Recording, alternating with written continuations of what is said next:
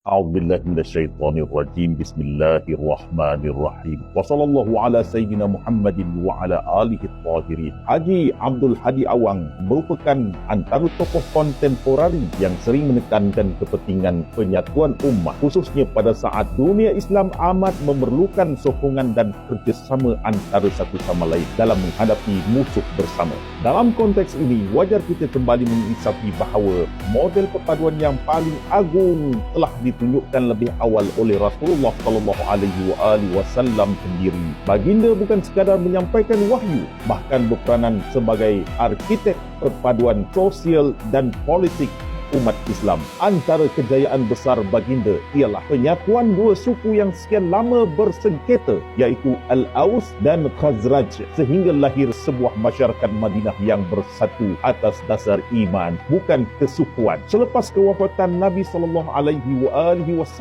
tanggungjawab menjaga kesatuan ummah ini diwarisi oleh menampilkan satu model perpaduan yang sangat unik dan mahal harganya ketika berlaku krisis kepimpinan dan hak beliau sebagai khalifah dipertikai. Ali bersama isterinya Sayyidah Fatimah Az-Zahra alaihissalam memilih jalan kesabaran selaras dengan wasiat dan sabda Rasulullah demi mengelakkan ummah berpecah belah dan berperang sesama sendiri. Keputusan ini bukan keputusan yang ringan. Ia lahir dari kesedaran bahawa perang dalaman akan melemahkan umat dari dalam, seterusnya membuka ruang kepada musuh Islam untuk menghancurkan agama dan penganutnya. Seandainya konflik ini dibiarkan berlanjutan tanpa kawalan, tidak mustahil umat akan mengalami nasib yang sama seperti umat terdahulu, sama ada penyelewengan terhadap akidah tauhid atau kerosakan terhadap sumber agama. Hakikat ini ditegaskan oleh Rasulullah SAW sendiri dalam sebuah hadis yang diriwayat dari berbagai kitab. Antaranya adalah Majma' Az-Zawaid jilid ke-9 muka surat 108. Rasulullah SAW bersabda, "Dawa'inu fi suduri aqwamin la yabdunaha laka illa min ba'di." Kedengkian yang terpendam di dalam dada beberapa kaum, mereka tidak akan menzahirkannya kepadamu melainkan setelah kewafatanku. Mendengar peringatan ini, Ali bin Abi Thalib tidak bertanya tentang keselamatan dirinya atau kedudukannya. Sebaliknya beliau bertanya, "Ya Rasulullah, fi salamati min dini." Wahai Rasulullah, apakah agamaku berada dalam keselamatan? Lalu Rasulullah SAW bersabda, "Qala fi salamatin min dinika." Engkau berada dalam keselamatan agamamu. Hadis ini diriwayatkan oleh Haythami dan banyak lagi kitab-kitab Syiah dan Ahlu Sunnah yang lain. Soalan Ali ini sangat signifikan. Beliau tidak bertanya tentang keselamatan jasad, kuasa atau kemenangan politik, tetapi tentang keselamatan agama. Ini mencerminkan keutamaan manhaj beliau. Agama lebih utama daripada konflik. Kebenaran lebih penting daripada kemenangan fizikal. Keselamatan iman lebih besar nilainya daripada dominasi kelompok. Jawapan Rasulullah SAW bukan sekadar pujian pribadi, tetapi merupakan pengiktirafan terhadap pendirian Ali bin Abi Thalib bahawa badai fitnah dan perpecahan yang bakal berlaku, beliau tetap akan berpaut kepada prinsip agama, bukan hawa nafsu atau dendam sejarah. Dari sudut perpaduan ummah, peranan Ali dapat difahami melalui beberapa prinsip utama.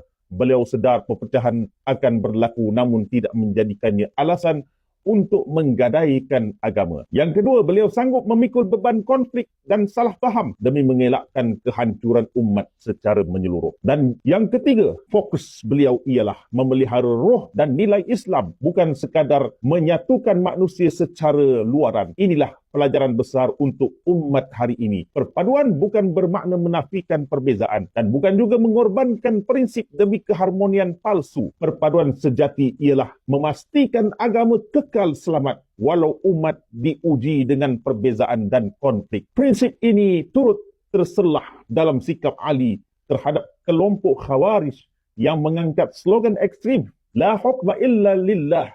Tiada hukum melainkan milik Allah.